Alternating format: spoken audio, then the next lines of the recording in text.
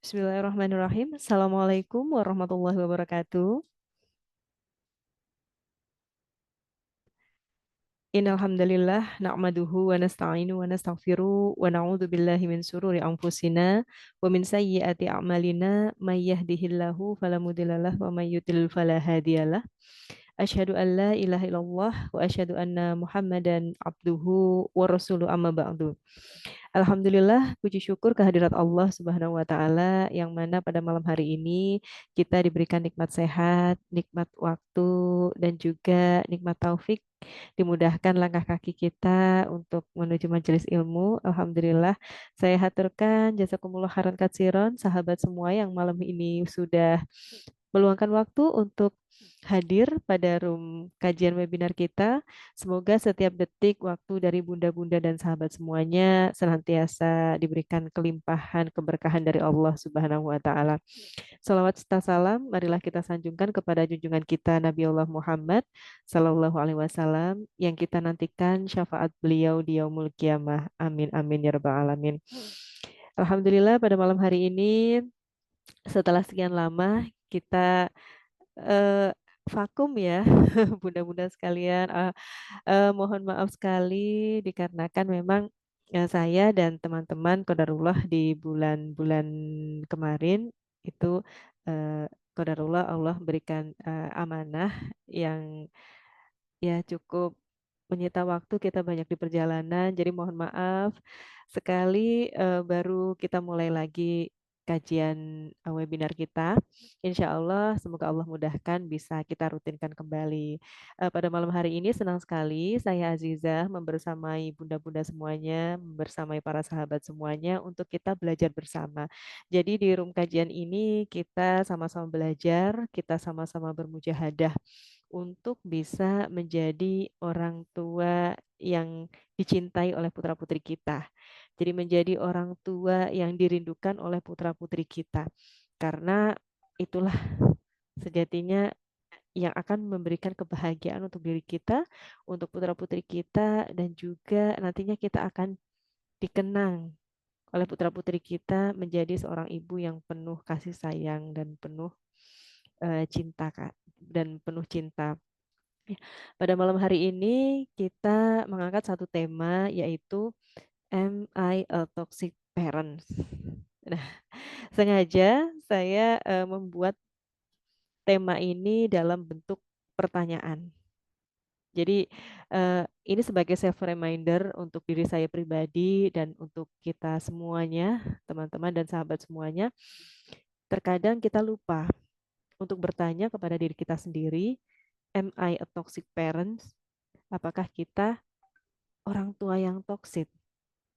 Ataukah kita orang tua yang dicintai oleh putra-putri kita? Nah, sebelum itu kita kenalan dulu nih Bun sama definisi apa itu toxic parents. Nah, toxic parents itu sebenarnya apa sih? Ya. Mohon izin, apakah sudah terlihat?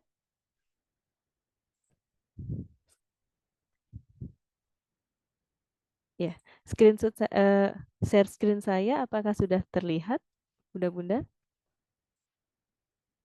Ya, sudah terlihat Sudah, ya. Bunda. Ya, alhamdulillah. Sudah. Ya. Sebelumnya kita berkenalan dulu dengan apa sih itu toxic parents. Nah, toxic parents adalah orang tua yang berperilaku toksik dalam hal pengasuhan. Nah, perilaku toksik ini sebenarnya seperti apa sih, Bun? Perilaku toksik di sini diartikan sebagai sikap yang sering dilakukan oleh seseorang tetapi tanpa disadari dapat merugikan orang lain atau dirinya sendiri. Nah, dalam hal ini, dalam pembahasan kita pada malam hari ini, kita membahas tentang toxic parents. Nah, apakah kita termasuk di dalamnya nih, Bun? Apakah yang kita lakukan ini bisa membuat Ananda itu nyaman dengan kita atau justru membuat Ananda itu malah menjadi benci sama kita atau tidak nyaman dengan kita? Nah, ini. Apakah yang kita lakukan ini berupa perilaku yang toksik atau apakah yang kita lakukan ini berupa perilaku yang membangun? Nah, ini. Kemudian ada perbedaannya toxic parents dengan toxic parenting. Kalau toxic parents tadi adalah subjeknya, yang di sini adalah orang tuanya, kita sebagai ibu, kita sebagai orang tua. Nah, kalau toxic parenting ini adalah penerapan pola asuh orang tua yang mengacu pada perilaku yang tidak baik dan berdampak buruk bagi anak, baik secara mental maupun fisik. Jadi perbedaan toxic parents dan toxic parenting ini adalah kalau toxic parents itu adalah subjeknya, sedangkan toxic parenting adalah pola asuhnya. Nah, di sini jadi nanti kita belajar bagaimana kita memperbaiki toxic parents kita, bagaimana kita memperbaiki toxic parenting kita, yang dalam hal ini adalah pola asuh. Nah, kemudian mengutip dari European Journal of Sociology and Anthropology, ternyata karakter atau sifat anak itu ditentukan dari bagaimana ia dilahirkan dan dibesarkan oleh orang tua. Nah, ini. Jadi sebenarnya proses parenting itu bukan hanya pada saat ananda kita itu sudah lahir ke dunia, bukan hanya ketika ananda kita itu sudah bersekolah, tetapi ternyata proses parenting itu adalah sejak dalam ananda kita, dalam kandungan kita, dalam rahim kita. Nah, di sini kadang-kadang yang kita fokuskan adalah ketika mengandung itu gizinya, kemudian vitamin yang terbaik untuk anak-anak kita, bagaimana memenuhi asupan yang terbaiknya. Gitu. Tetapi kadang-kadang ada hal yang kita lupakan. Yang kita lupakan adalah bagaimana menjaga kondisi emosional kita. Nah, itu kondisi emosional dan spiritual kita. Ternyata ini sangat mempengaruhi karakteristik anak, mempengaruhi kepribadian anak. Nah, saya ingin sharing, ya ini ada satu pengalaman dari sahabat kita. Ya, beliau alhamdulillah saat ini beliau sudah menjadi seorang trainer dan beliau selalu sharing tentang pengalaman beliau ini. Yang semoga pengalaman ini bisa kita ambil ibrohnya. Kita bisa belajar dari uh, apa yang sudah terjadi dalam kehidupan beliau. Jadi beliau bekerja sebagai seorang tentara. Kemudian pada saat istri beliau ini mengandung, nah terjadi satu musibah yang cukup mengguncang rumah tangga mereka. Jadi pada saat awal-awal meniti rumah tangga mereka ini tertimpa masalah kesulitan ditipu orang. Nah, sampai sekitar 500 juta. Nah, akhirnya karena hal ini memicu pertengkaran suami istri setiap hari. Kemudian sang suami ini akhirnya depresi, kemudian akhirnya larinya ke minuman keras, alkohol dan lain-lain. Kemudian sang istri juga pada saat itu sedang mengandung, kondisi emosionalnya pun sedang tidak stabil dan lain-lain. Nah, kondisi ini eh, berlangsung secara kontinu pada saat masa kehamilan tersebut. Nah, kemudian akhirnya apa yang terjadi? Setelah eh, Ananda dari sahabat saya ini terlahir, akhirnya mengalami gangguan fungsi jantung. Nah, ini ternyata begitu besarnya pengaruh dari kondisi emosional seorang ibu ketika sedang mengandung. Nah, ini pada saat mengandung, ketika sang ibu merasa stres, kemudian sang ibu emosional tidak stabil, merasa sedih dan lain-lain, itu yang paling dominan adalah hormon kortisol.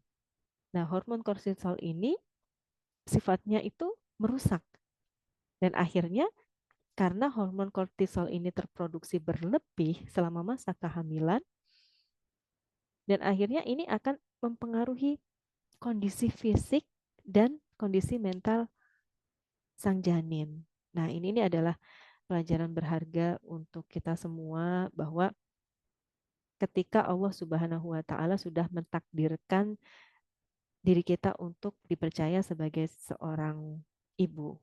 Kita dipercaya sebagai orang tua. Maka sejak kita mengandung putra-putri kita harus benar-benar menjaganya. Bukan hanya menjaga asupan gizinya, bukan hanya menjaga secara fisik saja, tetapi kita juga harus menjaga emosional kita, kondisi emosional kita. Nah, ini semoga ini bisa kita ambil ibroh dari kasus tersebut. Alhamdulillah saat ini Ananda tersebut sudah sembuh ya, dan alhamdulillah kondisinya sudah bisa normal. Nah, kemudian mengutip dari European Journal of Sociology dan Antropologi karakter atau sifat anak itu ditentukan dari bagaimana ia dilahirkan dan dibesarkan oleh orang tuanya. Nah, kemudian bunda-bunda dan sahabat semuanya, kita perlu tahu nih, apakah kita itu sebenarnya termasuk toxic parent atau kita sudah menjadi orang tua yang benar-benar membuat putra-putri kita nyaman. Nah, untuk mengetahui itu, kita perlu tahu nih ciri-ciri dari toxic parents.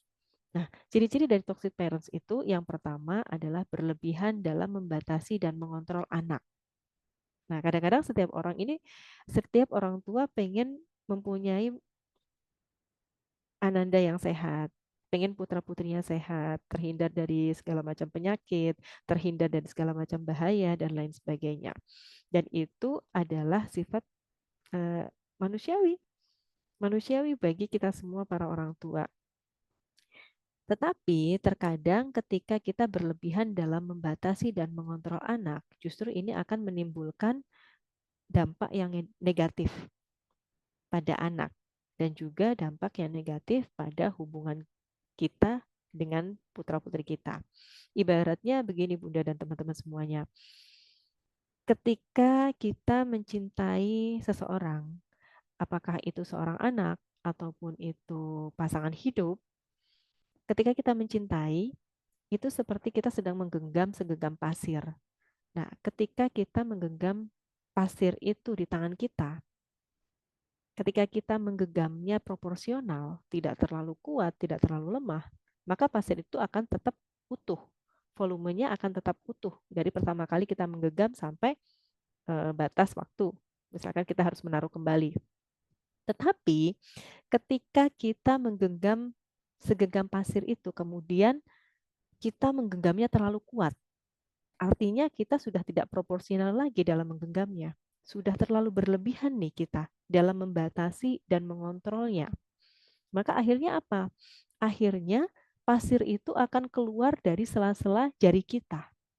Semakin kita kuat menggenggam, pasir itu akan semakin banyak keluar, semakin banyak keluar. Akhirnya apa? Volumenya semakin berkurang. Nah, kira-kira analoginya seperti itu, Bunda dan sahabat semuanya. Ketika kita berlebihan dalam membatasi dan mengontrol anak, maka ini akan menimbulkan dampak yang negatif. Bukannya anak menjadi nurut sama kita, tetapi bisa jadi anak akan memberikan feedback yang negatif. Bisa jadi penolakan, kemudian bisa jadi mungkin anak menurut kepada kita. Tetapi akhirnya apa? Akhirnya ada inner child dalam dirinya yang membuat anak kita itu menjadi tidak merindukan kita, membuat anak kita itu menjadi tidak nyaman dengan kita ibunya. Nah, ini. Jadi ketika kita berlebihan dalam membatasi dan mengontrol anak, maka hal ini yang menjadi PR kita. Kita harus mulai mengerem nih. Memang anak itu lahir dari rahim kita. Tetapi anak itu adalah seorang individu yang utuh.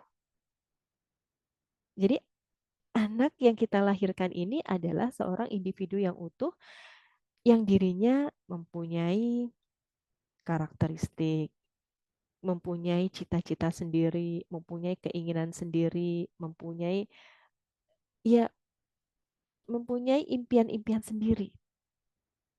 Nah, ketika kita terlalu berlebihan dalam membatasi dan mengontrol ananda kita, maka bisa jadi nanti semua impiannya, semua potensinya itu justru tidak keluar. Nah, ini salah satu dampak buruknya. Kemudian yang kedua, ciri-ciri dari toxic parents itu adalah sering menyalahkan anak. Nah, ini Bun, sering menyalahkan anak. Kadang-kadang memang namanya anak-anak itu juga banyak salah karena anak-anak itu sedang mengalami proses belajar. Begitupun juga dengan diri kita, seorang ibu, kita sebagai orang tua. Sejatinya dalam kehidupan ini, kehidupan itu adalah sekolah yang terlama dan terpanjang, Bu. Jadi, walaupun kita sudah usia dewasa, walaupun kita sudah usia mungkin mendekati 40, 50, atau mungkin bahkan lebih, tetapi selama predikat kita masih manusia, kita punya potensi yang sama untuk melakukan kesalahan. Jadi, baik kita maupun putra-putri kita punya potensi yang sama untuk melakukan kesalahan. Karena predikat kita masih manusia. Nah, jadi ketika ada suatu masalah, walaupun kita usianya jauh lebih tua dari anak-anak kita, jauh lebih dewasa dari anak-anak kita, belum tentu masalah itu yang salah adalah anak. Bisa jadi ada andil kita di dalamnya. Nah, di sini. Jadi ini pentingnya kita saling berkomunikasi dalam keluarga. Pentingnya kita saling ngobrol dengan putra-putri kita, dengan suami, dengan anggota keluarga yang lain ketika ada masalah. Jadi sering menyalahkan anak. Kamu sih gini gini gini gini. Nah, biasanya itu kalimat andalan kita ya, Bun ya. Ini juga jadi self reminder untuk diri saya, self reminder untuk kita semuanya. Pasti kita pernah dalam posisi itu.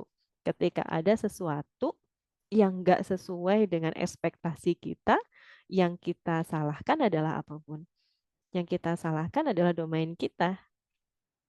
Dan di sini yang lebih lemah dari kita itu adalah anak-anak. Akhirnya yang lebih kita salahkan adalah anak-anak. Padahal bisa jadi anak-anak berbuat demikian mungkin ada sebab karena kita melakukan sesuatu yang dirasa kurang bagi anak-anak kita misalkan. Nah, kemudian yang ketiga, ciri-ciri toxic parent adalah mengabaikan anak. Nah, mengabaikan di sini definisinya luas ya, Bun. Bukan hanya mengabaikan secara fisik saja, tetapi kadang-kadang kita mengabaikan ya secara psikologis, mengabaikan secara mental dan lain-lain, mengabaikan anak. Nah, ini di sini sangat penting sekali kita membangun quality time. Jadi kadang-kadang banyak di antara kita yang mungkin kondisi dan keadaan memaksa seorang ibu itu harus bekerja, misalkan. Terkadang para ibu yang bekerja ini mempunyai dilema nih. Dilema karena harus meninggalkan anak-anak. Dilema karena harus ya jarang bertemu dengan anak dan lain sebagainya. Nah, sebenarnya yang terpenting ini adalah quality time kita. Quality time kita dan bagaimana kita mengkomunikasikan dengan anak kita. Jadi ketika kita sedang bersama ananda kita, misalkan untuk kita ibu-ibu yang bekerja, kita bekerja mungkin dari pagi start jam 8, mungkin pulang jam 5 sore atau lebih gitu.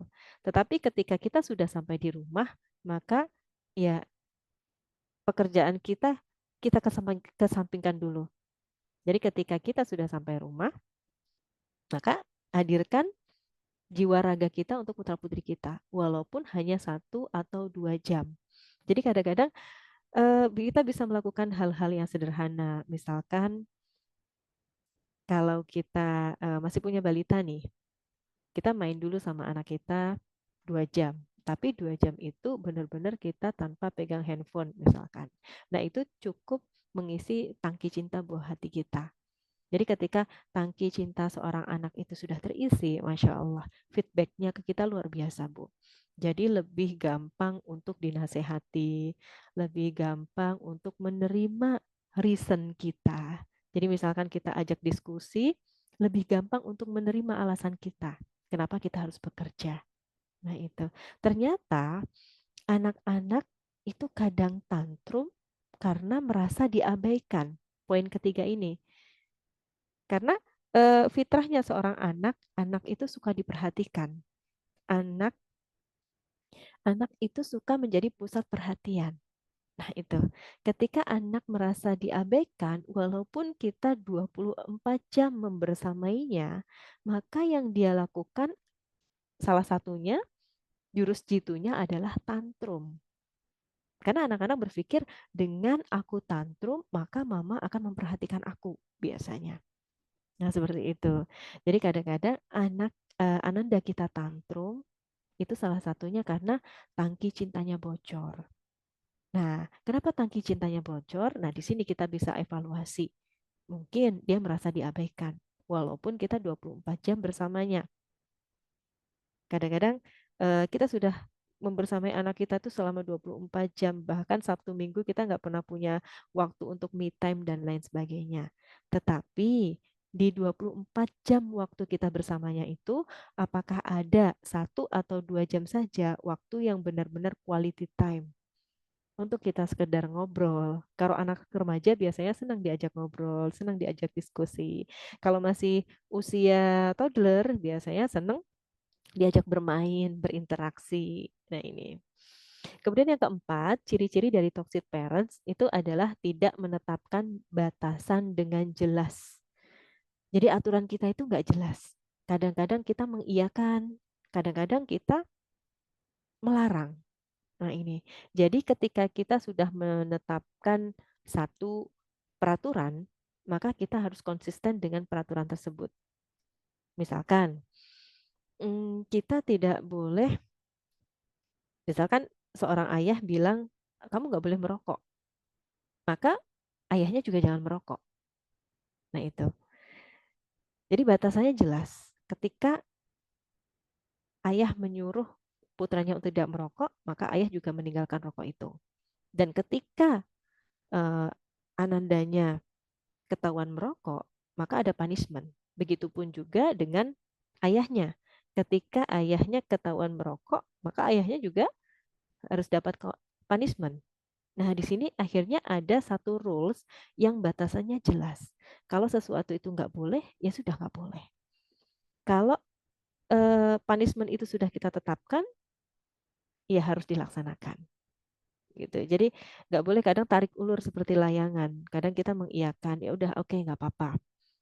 Kita maafkan, misalkan.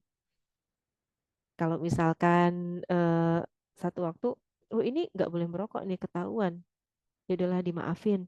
Satu waktu ketahuan lagi, ini merokok nih, harus dihukum. Jadi kalau sekali dihukum, nanti punishment-nya ini juga harus dilakukan di berikutnya.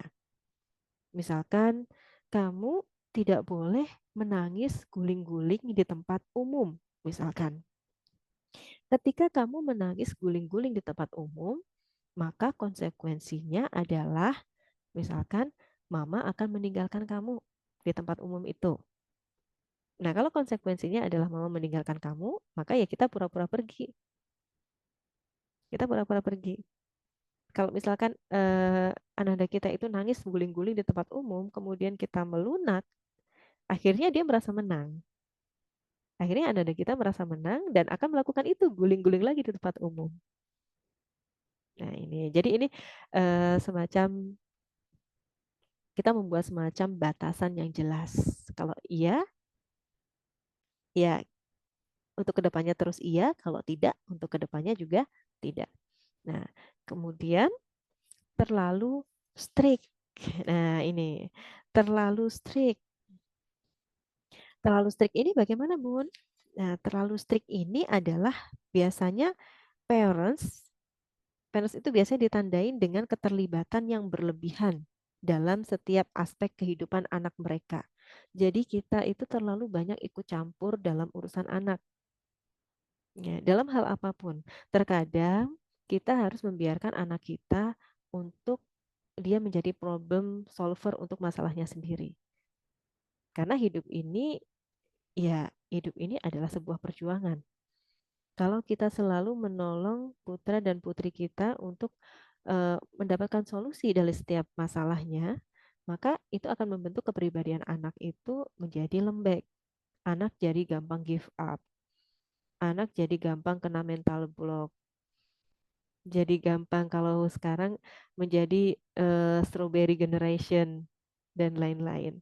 Terkadang kita harus sesekali membiarkan anak itu untuk merasakan kecewa. Terkadang anak itu harus belajar untuk merasakan rasa sakit. Untuk apa? Supaya dia belajar bahwa ini adalah kehidupan. Tidak selamanya kehidupan ini sesuai dengan apa yang kita inginkan. Tidak selamanya kehidupan ini sesuai dengan ekspektasi kita. Hidup itu memang perjuangan. Dan untuk mendapatkan apa yang kita dapatkan, kita inginkan, maka kita harus berjuang. Dan kemudian ketika kita terlalu sering terlibat dalam kehidupan anak kita, dalam setiap aspek kehidupannya. Nah, ini juga berbahaya. Akhirnya membuat anak tersebut yang pertama tidak mandiri dan yang kedua tidak nyaman.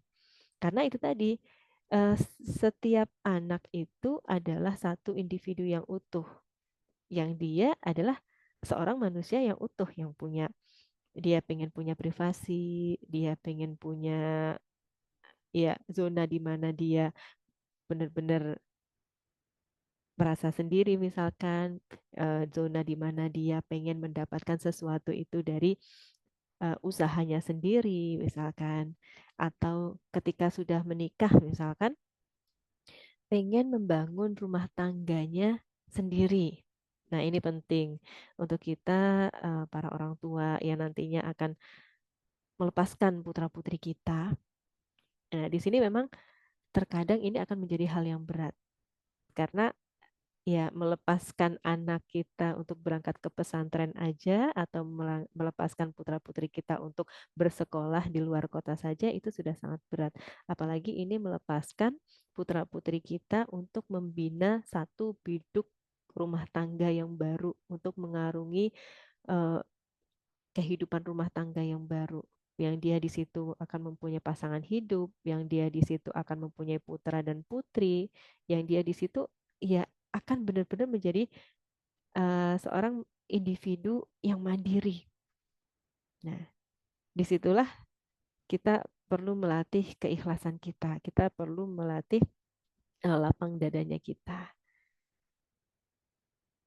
Nah, ketika kita memberi ruang kepada putra-putri kita untuk bisa berdiri di atas kakinya sendiri. Nah, disinilah rasa percaya diri itu akan tumbuh, kemudian rasa cinta kepada kita orang tuanya pun juga semakin besar bahwa oh, bundaku, mamaku memberikan kepercayaan yang penuh untuk diriku untuk memulai kehidupan yang baru, misalkan. Nah, di situ akan melatih tanggung jawab dari putra-putri kita. Jadi terlalu strict atau kita terlalu terlibat berlebihan dalam kehidupan putra-putri kita itu juga ciri-ciri dari toxic parents. Nah, kemudian selanjutnya ada 4 jenis pola asuh yang menentukan perilaku anak. Nah, ini kita berkenalan dulu nih Bun dengan 4 jenis pola asuh yang menentukan perilaku anak. Nah, pola asuh ini dibagi menjadi 4, yaitu yang pertama adalah authoritarian atau otoriter. Nah, pola asuh yang otoriter ini bagaimana, Bun? Pola asuh otoriter ini ada ciri-cirinya. Yang pertama adalah tidak respon dengan kebutuhan anak. Nah, ini pola asuh otoriter, cirinya yang pertama itu adalah tidak respon dengan kebutuhan anak. Kadang-kadang kita itu tidak respon dengan kebutuhannya, tetapi lebih respon dengan kita menginginkan anak kita itu jadi seperti apa. Kita memfasilitasi anak kita karena kita yang menginginkan anak kita misalkan jadi seorang dokter. Padahal mungkin personality genetiknya sebenarnya tidak cocok untuk jadi dokter.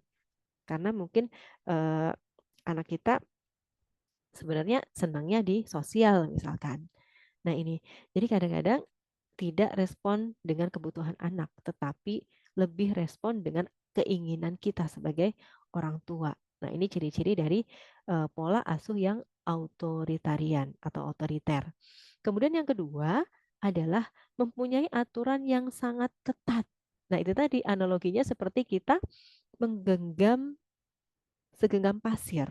Nah, ini ketika kita menggenggamnya terlalu kuat, maka akhirnya pasir itu akan keluar dari celah-celah jari kita. Yang menyebabkan apa? Yang menyebabkan lama-lama pasir itu habis. Nah, ketika kita menerapkan pola asuh yang authoritarian ini atau otoriter, biasanya feedback dari seorang anak itu adalah kalau dia tidak inner child atau tidak apa namanya tidak menjalani kehidupan yang traumatik, maka feedback yang lain adalah dia lari dari kita orang tuanya. Nah, itu jadi feedbacknya bisa dua. Yang pertama itu anak depresi, yang kedua adalah anak lari dari kita orang tuanya. Nah, ini. Kemudian yang ketiga adalah mempunyai ekspektasi tinggi agar anak berperilaku baik. Nah, ini. Jadi kita itu terlalu tinggi ekspektasinya bahwa anak kita itu harus selalu berperilaku baik. Anak kita itu nggak boleh salah. Anak kita itu nggak boleh melakukan kesalahan. Anak kita itu harus selalu ranking satu. Nilainya harus baik. Matematikanya harus bagus misalkan. Semua nilainya nggak boleh ada nilai C. Nah padahal di dunia ini nobody's perfect. Jadi itu tadi. Di dunia ini tidak ada seseorang yang sempurna. Pasti ada celah kelemahannya. Nah, ketika anak kita mempunyai celah kelemahan, nah di situ adalah saatnya kita memberikan dukungan, saatnya kita memberikan bimbingan kepada putra-putri kita. Dan ketika kita memberikan dukungan, ketika kita memberikan bimbingan, maka akhirnya putra-putri kita akan belajar dari kesalahannya.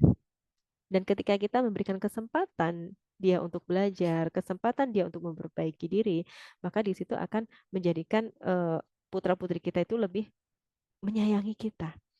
Oh, ternyata bundaku baik, bundaku menyayangiku, bundaku memberikan kesempatan kedua. Maka kesempatan kedua ini akan aku manfaatkan sebaik-baiknya. Misalkan demikian. Nah, itu tiga ciri-ciri dari pola asuh autoritarian atau otoriter. Kemudian yang kedua adalah pola asuh autoritatif atau suportif. Nah, pola asuh autoritatif atau suportif ini bagaimana, Bun? Ciri-cirinya adalah yang pertama, mempunyai peraturan yang jelas dan masuk akal. Nah, jadi ketika kita membuat satu peraturan, itu harus jelas. Reasonnya apa?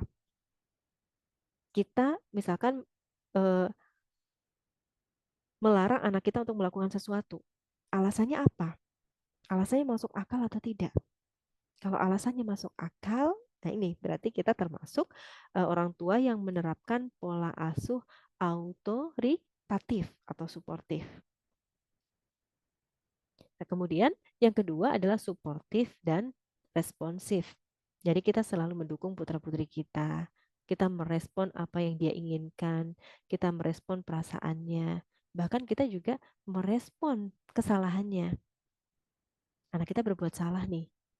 Oh, berarti kita juga harus mengintrospeksi, bukan hanya mengintrospeksi anak kita, tetapi mengintrospeksi diri kita. Jangan-jangan mungkin saya instruksinya kurang jelas, atau mungkin ada yang sesuatu yang kurang, yang belum saya sampaikan kepada anak, misalkan seperti itu. Nah, kemudian yang ketiga, ciri-ciri dari pola asuh autoritatif ini adalah menghargai setiap pendapat. Nah, ini terkadang kita para orang tua sering mengabaikan ini. Kadang-kadang ketika kita membuat satu keputusan dalam keluarga, kita sering mengabaikan pendapatnya anak. Padahal anak juga anggota dari keluarga kita. anak juga anggota keluarga yang ada dalam rumah kita, yang ada dalam rumah tangga kita. Jadi rumah tangga kita ini ya seperti satu tubuh. Kalau misalkan satu tidak nyaman, maka sakitnya akan berimbas, efeknya akan berimbas kepada yang lain gitu. Efeknya juga akan berimbas ke seluruh tubuh. Begitupun juga dengan anak kita. Ketika kita eh, memutuskan untuk mengambil satu keputusan, tapi anak kita nggak nyaman. Nah, ini imbasnya akan terjadi jangka panjang. Jadi ada baiknya ketika kita membuat satu keputusan, maka ajaklah putra-putri kita untuk juga ikut berdiskusi, ikut berpendapat, dan dengarkan pendapatnya. Kalau misalkan pendapatnya ini tidak sesuai dengan pemikiran kita, maka yang harus kita lakukan adalah memberikan reason atau alasan yang masuk akal. Jadi alasan yang bisa diterima oleh putra-putri kita. Nah, kemudian yang ketiga, pola asuh berikutnya adalah permisif. Nah, permisif ini kata lainnya adalah hangat. Nah, ciri-ciri dari pola asuh permisif ini bagaimana, Bun? Pola asuh permisif ini ciri-cirinya yang pertama adalah responsif terhadap anak. Nah, kemudian yang kedua adalah sedikit atau bahkan tidak mempunyai aturan. Nah, ini salahnya di sini. Kadang-kadang kita semuanya boleh ke anak. Karena kita terlalu sayang sama anak, akhirnya oh iya, mama saya minta ini, oke, mama saya minta itu, kita turutin lagi. Padahal sebenarnya itu juga nggak eh, tidak ada value-nya ketika dibeli misalkan. Nah ini pola asuh permisif. Kemudian yang ketiga adalah terlalu sabar. Nah ternyata Bu, terlalu sabar ini juga tidak baik untuk perkembangan putra-putri kita. Terlalu sabar ini ternyata termasuk dalam kategori tadi, toxic parents. Jadi sebaiknya itu bagaimana? Sebaiknya adalah proporsional. Jadi kita sabar ke anak, tapi sabar sesuai porsinya, proporsional. Jika anak melakukan kesalahan, maka wajib untuk ditegur. Begitupun ketika anak melakukan kesalahan di sekolah, dan ketika anak tersebut dihukum oleh guru, kita sebagai orang tua juga harus legowo. Karena ya itu tadi, Bun, barokahnya eh, putra-putri kita dalam menuntut ilmu itu tergantung bagaimana sikap kita kepada guru ternyata. Jadi bagaimana sikap kita terhadap guru, kesopanan kita terhadap guru, akhlak orang tua kepada guru, itu sangat mempengaruhi keberkahan ananda-ananda kita ketika menuntut ilmu. Nah, jadi ketika kita sudah menitipkan putra-putri kita ke suatu lembaga atau sebuah sekolah, dan di situ mungkin dalam sebuah lembaga dan sekolah itu punya satu peraturan-peraturan. Kalau misalkan anak kita melakukan sebuah kesalahan, harusnya dihukum, ya sudah tidak apa-apa. Kalau memang anak kita salah, ya biarkan Bapak Ibu guru memberikan punishment. Selama punishmentnya itu adalah sesuatu yang wajar. Misalkan disuruh untuk menulis satu lembar misalkan. Nah, di situ menulis itu adalah proses agar dia bisa menghafal. Tidak apa-apa, misalkan suruh menulis satu lembar, dua lembar, tiga lembar, kita ambil ibrohnya. Anak kita akan menjadi semakin hafal. Nah, bukan kemudian kita sebagai orang tua datang ke sekolahan kemudian protes, anak saya kenapa kok disuruh menulis berlembar-lembar dan lain sebagainya. Itu adalah satu proses pendidikan dari eh, guru-guru kita mungkin ketika di sekolah. Nah, itu tadi ketika kita menetapkan punishment, maka apapun yang terjadi, punishment itu harus dilakukan. Begitupun juga reward. Ketika kita menjanjikan sebuah reward dan anak kita achieve dalam sebuah pencapaian, maka reward itu tetap harus dilaksanakan. Nah, itu. Nah, kembali lagi ke pola asuh permisif atau yang hangat tadi. Jadi terlalu sabar itu juga termasuk dalam toxic parenting. Nah, kemudian ciri yang keempat dari pola asuh permisif ini adalah lemah lembut dan selalu toleran. Nah ini Bun, ketika kita terlalu lemah lembut kepada anak, kita terlalu membiarkan kepada anak, anak melakukan kesalahan, kadang-kadang kita bilangnya begini, ya namanya juga anak-anak. Nah sering begitu nggak Bun? Menemui kasus seperti ini, anaknya melakukan kesalahan, misalkan anaknya nonjok temennya, misalkan anaknya nonjok temennya, kemudian temennya menangis, nah kemudian ngadu ke ibunya, akhirnya ibunya eh, membela si anak dan orang tua anak yang menonjok tadi bilang, ya namanya juga anak-anak Bu, biasa begitu. Nah ini adalah kesalahan Bu. Ketika kita bersikap permisif terhadap sebuah pelanggaran, mau itu pelanggaran norma, mau itu pelanggaran agama, pelanggaran hukum dan lain sebagainya. Ketika kita bersikap permisif, ini adalah suatu kesalahan. Dan kalau seorang anak ini dari kecil sudah dibiarkan, sudah selalu mendapatkan pemakluman, selalu mendapatkan kalimat pembelaan yang berupa namanya juga anak-anak. Nah, ini nanti juga akan terbawa sampai dia dewasa. Sampai dia dewasa pun ketika dia melakukan kesalahan, mindset yang tertanam dalam dirinya adalah namanya juga manusia, penuh salah dan hilaf misalkan seperti itu. Nah, jadi terkadang bersikap lemah lembut dan terlalu toleran ini juga eh, malah merusak merusak putra-putri kita. Jadi yang harus kita lakukan adalah kita bersikap lemah lembut, kita bersikap toleran tetapi proporsional. Nah, jika putra-putri kita melakukan sebuah kesalahan, maka ya punishment itu tetap harus dijalankan. Supaya apa? Supaya ke depannya kesalahan yang sama tidak akan terulang lagi. Nah, kemudian yang keempat, Bunda, pola asuh yang menentukan perilaku anak yang selanjutnya adalah Yunin Volfit atau tidak peduli. Nah, Yunin Volfit ini ciri-cirinya apa, Bunda? Ciri-cirinya adalah yang pertama bersifat dingin, bersikap dingin dan tidak responsif. Mau anaknya pulang pagi, mau anaknya pulang siang, mau pulang malam, pulang sore, itu bersikap dingin. Ya udahlah, yang penting pulang. Nah, ini juga sebuah kesalahan. Mau anak kita sholat, mau anak kita nggak sholat, oh ya sudahlah, terserah dia mau sholat mau tidak. Itu juga satu kesalahan yang besar. Nah, jadi ciri yang pertama adalah bersikap dingin dan tidak responsif. Kemudian ciri yang kedua adalah tidak menerapkan peraturan apapun. Jadi di rumah kita tuh nggak ada peraturan apapun. Mau mandi terserah, mau main terserah, mau main gadget terserah, tidak ada peraturan apapun. Memang anak terlihat nyaman, tetapi ini berbahaya ketika kita tidak mulai membiasakan putra-putri kita itu dengan sebuah rule, dengan sebuah norma atau sebuah aturan. Ini berbahaya untuk kedepannya ketika putra-putri kita nanti beranjak dewasa atau bahkan menjadi dewasa. Kemudian yang ketiga adalah tidak melibatkan diri dalam kehidupan anak. Nah ini terlalu cuek dalam kehidupan anak. Anak mau punya masalah apapun, kita menilai anak kita, oh anak kita sudah mandiri, dia bisa eh, menyelesaikan masalahnya sendiri. Nah ini tadi malah bisa membuat anak ini merasa tidak dicintai.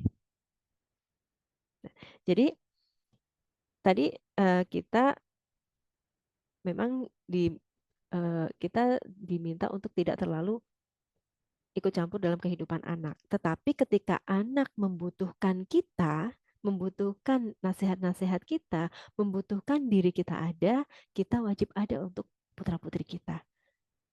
Jadi proporsional, Bun. Ketika anak kita butuh kita, kita hadir. Ketika anak kita pengen menyelesaikan masalahnya sendiri, ya udah, do the best dan kamu bisa menyelesaikannya. Nah, itu. Kemudian ciri yang terakhir dari union volfit atau sikap pola asuh yang tidak peduli adalah merasa acuh, tak acuh atau tidak peduli. Nah, ini tadi. Jadi cuek serba cuek. Terlalu cuek juga salah, kemudian terlalu lembut dan terlalu permisif juga salah. Nah, kemudian yang paling ideal itu pola asuhnya yang mana, Bun?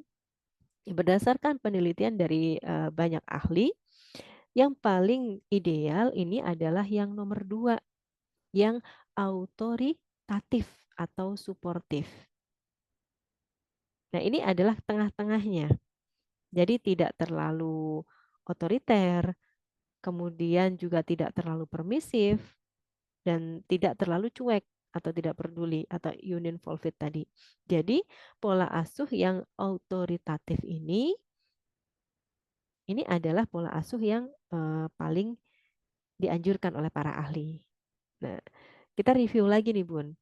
Pola asuh yang autoritatif itu atau suportif tadi yang bagaimana? Nah, ini ciri-cirinya pola asuh yang autoritatif atau suportif tadi adalah yang pertama, mempunyai peraturan yang jelas dan masuk akal.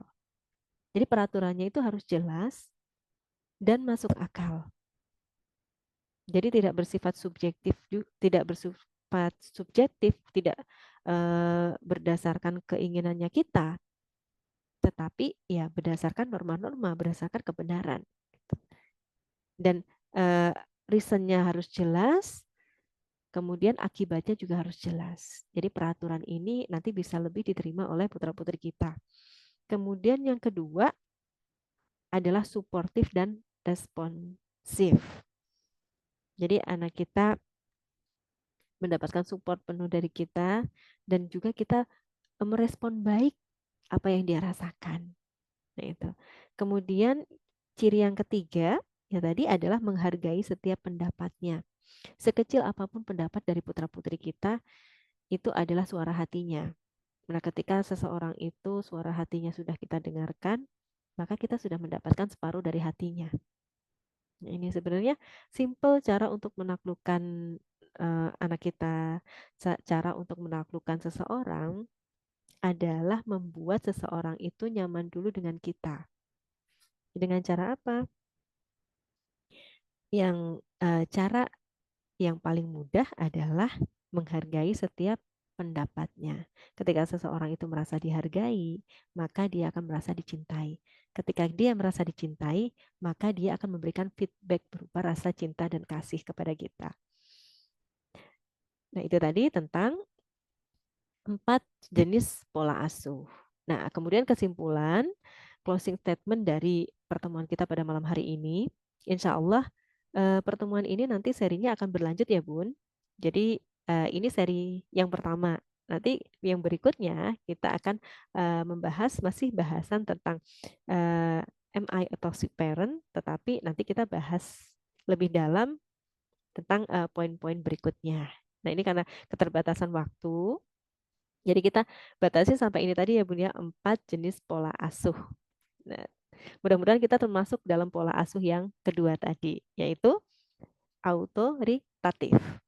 Kemudian kesimpulan closing statement dari pertemuan kita pada malam hari ini adalah pola asuh yang tepat akan menentukan masa depan anak dan bagaimana ia berperilaku.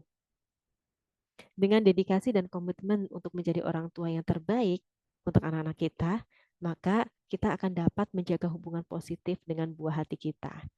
Mungkin itu saja sedikit materi dari saya. Semoga yang sedikit ini bisa menjadi self reminder untuk diri kita semua. Bisa menjadi ziyadatul khair, ziyadatul barokah untuk diri kita dan keluarga kita. Mungkin selanjutnya saya ingin membuka sesi tanya jawab, sesi diskusi yang di sini kita bebas ya Bun ya, boleh menanyakan seputar parenting. Jadi di sini semuanya boleh untuk memberikan pendapat. Jadi tidak hanya dari saya saja, mungkin nanti dari Bunda Widya Stuti, atau dari Bunda Janan, atau dari Bunda Siti Rukayah, nanti boleh memberikan solusi kepada teman-teman semuanya yang mungkin ada beberapa kendala dalam pengasuhan dan lain-lain. Silakan untuk pertanyaan pertama kita buka. Silakan teman-teman, boleh raise hand, boleh di kolom chat, boleh langsung open mic. Ya, silakan. Atau Bunda-bunda dan teman-teman semuanya mungkin ada yang berdomisili di sekitar di Kota Semarang. Alhamdulillah pada hari ini saya sedang berada di Kota Semarang. Mungkin insya Allah kita bisa saling bersilaturahim. Iya. Insya Allah saya membuka membuka kelas untuk konseling 3 hari. Insya Allah saya di Semarang sampai hari Jumat.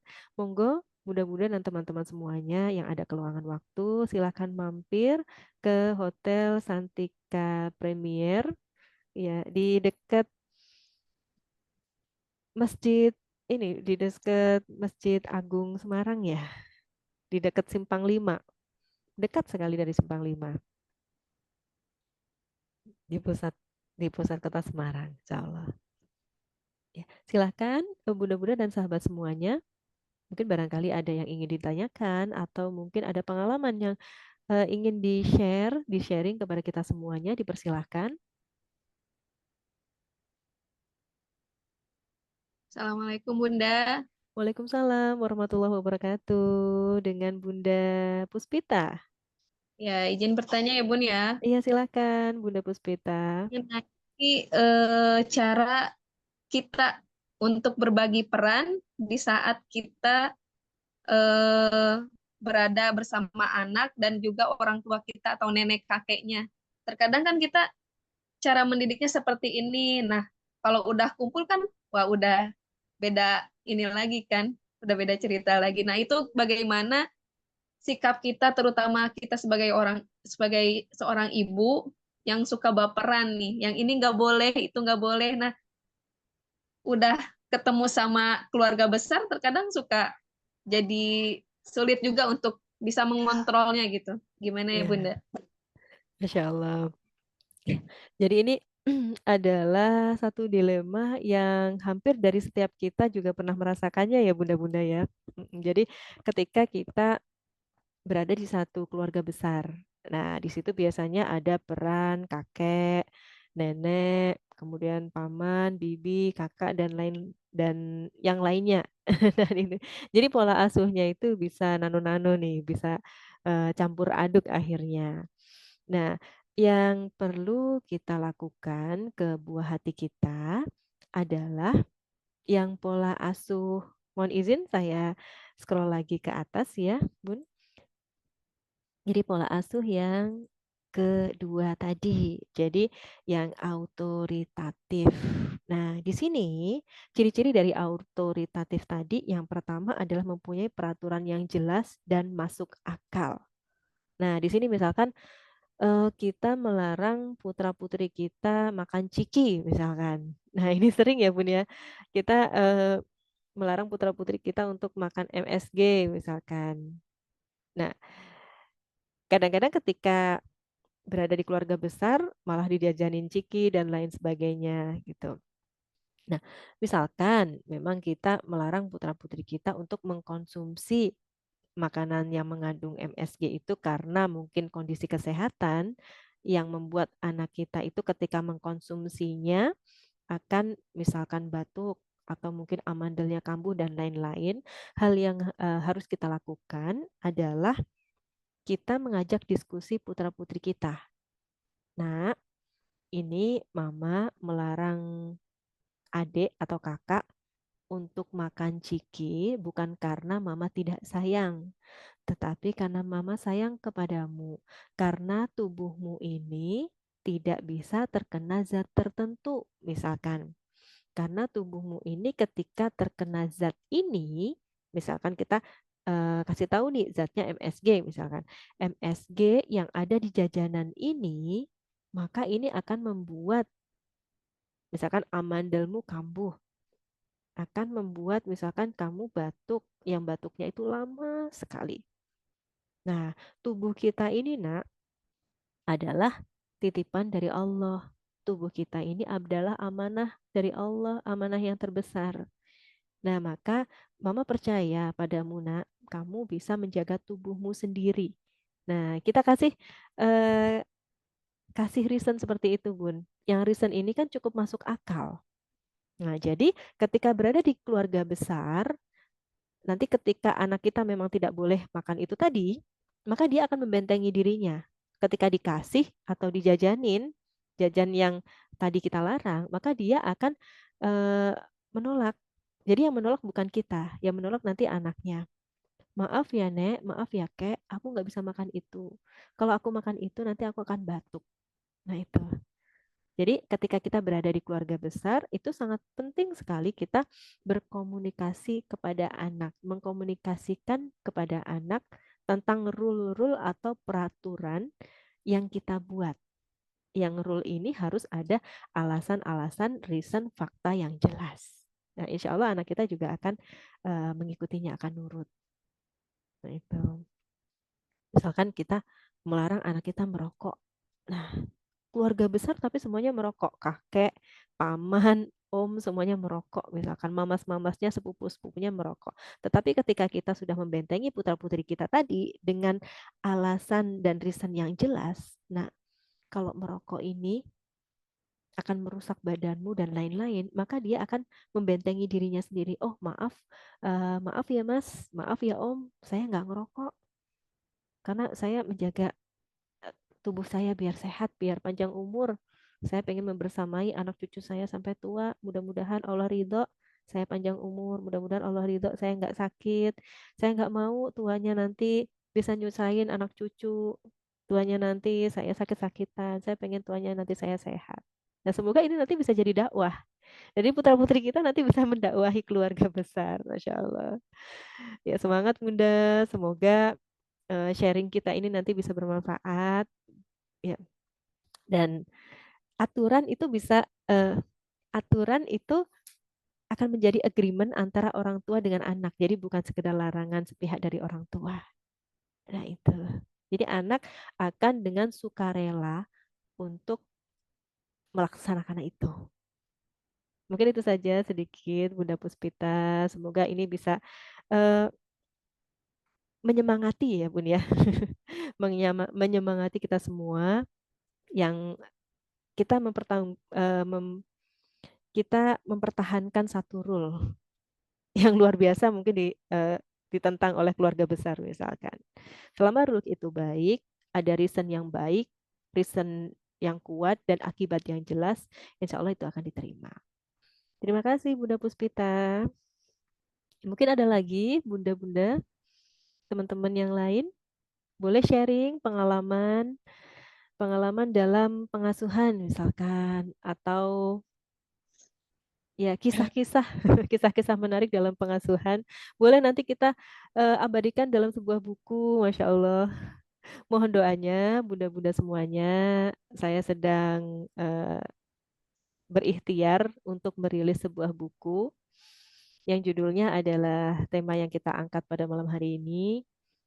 Mohon doanya, semoga Allah ridho buku ini nanti bisa terbit dan semoga ini bisa bermanfaat untuk kita semuanya. Insya Allah, ketika nanti buku ini sudah terbit, nanti kita adakan giveaway, ya, giveaway untuk eh, sahabat-sahabat semuanya.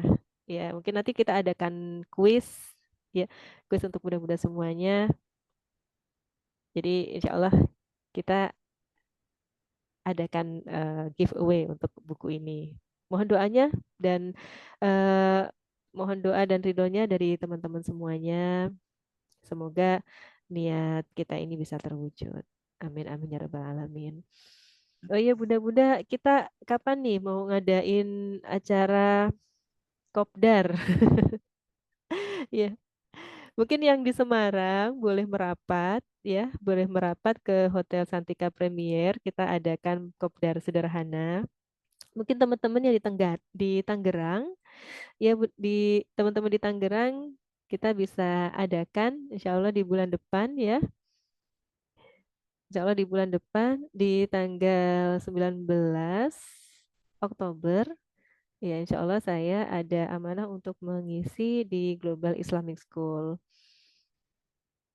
ya. Dan biasanya saya ada kegiatan juga di daerah eh, di Archery Square ya di Ciputat Tangerang. Di sana juga ada tempat untuk kita adakan meeting, ada meeting room. Mungkin teman-teman yang di Tangerang jika nanti berkenan kita bisa berkumpul di sana, saling bersilaturahim. Nanti kita bisa adakan ya event yang mempererat tali persaudaraan kita. Jadi kita di sini dalam grup Sekolah Hati Foundation ini adalah satu keluarga besar Ya, di sini walaupun kita tidak terlahir dari satu rahim, tetapi insya Allah kita yang berada di grup ini insya Allah punya satu visi dan misi yang sama, yaitu kita sama-sama bermujahadah untuk bisa menjadi pribadi yang lebih baik lagi dari hari ke hari, untuk bisa menjadi ibu yang lebih baik dari hari ke hari, untuk bisa menjadi wanita solihah yang lebih baik dari hari ke hari. Dan kesatuan visi dan misi kita ini yang menjadikan kita semuanya adalah keluarga, yang menjadikan kita semuanya adalah saudara. Mungkin ada lagi bunda-bunda dan sahabat semuanya yang mungkin ingin share. Mohon izin saya buka kolom chat. Oh iya, ternyata mohon izin di kolom chat ada beberapa. Ya, jazakumullah khairan katsiron, Bunda. Mohon izin saya bacakan sharing dari Bunda Syafika. Saya melakukan hal itu saat anak saya ketahuan alergi susu. Masya Allah, ya. Udah info ke keluarga besar juga, jadi nggak ada yang berani ngasih susu ke anak saya. Namun seiring berjalannya waktu, anak saya makin besar dan sekolah, Masya Allah. Jadi ini tadi ketika yang di-sharingkan dengan Bunda Puspita tadi ya Bun ya, ketika kita berada di keluarga besar nih, anak kita nggak boleh mengkonsumsi satu makanan, tapi ternyata keluarga yang lain malah ngasih makanan itu. Nah, mungkin kita komunikasikan juga dengan keluarga besar bahwa anak kita itu alergi. Nah, kalau di sini pengalaman dari Bunda Safika, Ananda beliau alergi susu sapi ya Bun ya. Jadi ketika kita sudah infokan ke keluarga besar, alhamdulillah keluarga besar juga bisa menerima dan semuanya fine-fine aja, insya Allah. Terima kasih Bunda Safika. Mm-mm. Oh iya, oh masih ada terusannya ternyata. Ya, namun seiring berjalannya waktu, anak saya makin besar sekolah melihat teman-temannya penasaran jadi sesekali minum. Itu pun paling karena dapat dari bingkisan ultah temen. Kami udah kasih tahu ke anak untuk mengerti dengan badan sendiri. Jadi di waktu-waktu tertentu dia nggak akan minum susu sama sekali seperti saat hari sekolah, saat mau bepergian. Nah, karena akan sakit perut kalau dia meminum untuk minum susu dan keturunannya dia akan tahu konsekuensinya. Oh iya, terima kasih Bunda Safika. Mohon maaf tadi sharingnya terpotong, jadi mm, tadi tidak terbacakan utuh ya, Bun. Iya. Jadi alhamdulillah. Jadi ketika anak kita sudah tahu konsekuensinya, kalau minum atau makan sesuatu itu akan berdampak pada kesehatannya, maka anak kita akan mengerem dirinya sendiri untuk mengkonsumsi makanan tersebut. Ya. Terima kasih Bunda-bunda dan teman-teman semuanya. Karena dikarenakan waktu sudah semakin larut, ya alhamdulillah di sini jam 9:04 waktu Semarang. Ya, mungkin pertemuan kita untuk sesi pertama ini kita cukupkan sekian. Insya Allah untuk pekan depan, kajian pekan depan akan diselingi oleh eh, sahabat kita yang beliau adalah seorang psikolog ya dengan tema yang baru lagi. Jadi supaya tidak bosan ya bunda-bunda, jadi kita nggak membahas tentang parenting terus nih, tetapi nanti ada tema-tema yang lain. Nah, nanti kalau misalkan bunda-bunda ada ide tema nih yang pengen diajukan, boleh nanti diajukan di grup. Jadi grup sudah saya buka, itu bebas untuk kita sharing apapun di sana. Karena kita adalah keluarga dan grup ini adalah media kita berkomunikasi satu sama lain, maka boleh bunda-bunda semuanya yang mungkin punya artikel atau mau sharing sesuatu itu bebas di grup. Jadi mungkin mau mengusulkan nih, Bunda pengen nih ngadain acara ini nih bulan ini, boleh. Nah, nanti siapa tahu bunda-bunda semuanya ada yang berkenan nih untuk jadi event organizer-nya, jadi IO-nya, jadi panitianya. Insya Allah jadi pahala jariah untuk kita semuanya. Semoga grup ini bisa membawa manfaat dan bisa menjadi keberkahan amal jariah untuk kita semuanya. Terima kasih atas waktu dari teman-teman semuanya, Bunda Puspita, Bunda Khalila, Bunda Widya Terima Stuti, kemudian kasih. Bunda Safika, kemudian Bunda Jurea, Bunda Madia Tralina, Bunda Aknur, Bunda Pipit, Bunda Fitriani, dan bunda-bunda yang lain yang mungkin tidak bisa saya sebutkan satu persatu. Jazakumullah khairan katsiran untuk waktunya. Semoga keberkahan senantiasa tercurah untuk kita semuanya. Mohon izin, bunda-bunda semuanya jika memungkinkan, bolehkah open kamera supaya kita bisa berfoto bersama? Iya, supaya kita bisa berfoto bersama untuk kenang-kenangan. Jadi setiap ya setiap pertemuan supaya ada bekasnya ya Bun ya, ada jejak digitalnya nih. Iya, sebentar.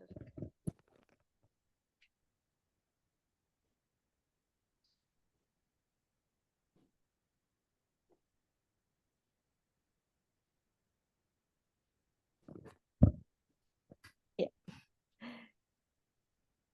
Lumpia Semarangnya enak, Zah. Iya, Masya Allah, iya Bun. Bunda Widya Iya, Stuti berdomisili saya di mana Bun? ya, dulu anak saya yang pertama kedua kuliah di Undip, tapi alhamdulillah udah pada selesai jadinya udah jarang ke Semarang. Oh, Masya Allah, tabarakallah. Masih ada yang di Undip, Bunda? Insya Allah besok saya silaturahim ke Undip, Bun. Jadwal Udah silaturahim. pada Oh, lulus, udah pada lulus. iya. Bunda Widya Stuti berdomisili di mana, Bun? Saya di Jakarta Timur. Oh, Masya Allah, tabarakallah. Iya, saya juga sering di di daerah Jakarta Timur dan Jakarta Pusat, serta Selatan. Insya Allah Sabtu Minggu saya ada konseling di Insya Jakarta Allah. Pusat. Monggo, Bunda, Oh, silaturahim. Ya, mohon izin Bunda-bunda iya. semuanya, saya foto ya. Satu, dua, tiga. Iya, ya. Satu, dua, tiga. Terima kasih. Ya, terima kasih Bunda-Bunda semuanya atas kehadirannya. Semoga barokah selalu. Semoga kita eh, nanti bisa saling bersilaturahim, bisa meet up dan kopdar. Kita bisa silaturahim secara fisik. Kita bisa saling berpeluk. Bukan hanya berpeluk virtual aja, tetapi kita juga saling berpeluk erat secara fisik, berpeluk erat dalam doa dan semangat. Mohon izin undur diri, saya Aziza senang sekali bisa bersilaturahim. Dan saya akhiri wabillahi taufiq wal hidayah. Wassalamualaikum warahmatullahi wabarakatuh. Waalaikumsalam. Waalaikumsalam warahmatullahi Waalaikumsalam. wabarakatuh. Terima kasih. Jazakumullah Makasih, khairan Tia. katsiran. Iya. Mohon izin undur diri, bunda-bunda semuanya. Sehat selalu. Terima kasih, Mbak Ziza. Jazakumullah.